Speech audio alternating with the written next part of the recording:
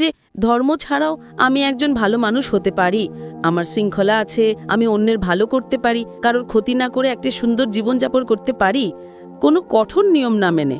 বোন, আপনি ইংরেজি ভাষার শিক্ষিকা তাই না? শুধু এখানে ইন্দোনেশিয়া একটা অভিজ্ঞতার জন্য।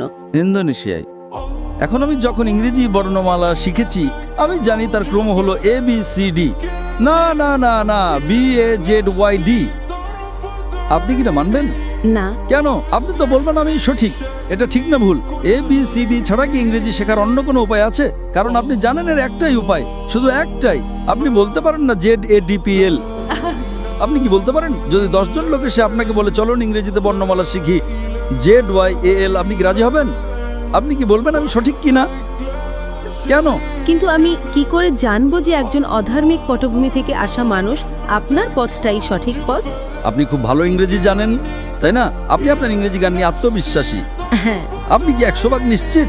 আমি ইংরেজিতে পারদর্শী, কিন্তু আমার মাতৃভাষা ইতালিয়ান। কিন্তু আপনি জানেন যে ইংরেজি মানে ABCD, অন্য কোনো পথ নেই তাই না? 100% নিশ্চিত, কারণ আপনি ইংরেজি জানেন। আপনি ইংরেজিতে একজন বিশেষজ্ঞ। আপনি ইটালিয়ানও আরো ভালো বিশেষজ্ঞ হতে পারেন, কিন্তু আপনি ইংরেজিতে বিশেষজ্ঞ তাই না? ঠিক তেমনি ভাবে বোন, আমার পদ্ধতি ভিন্ন।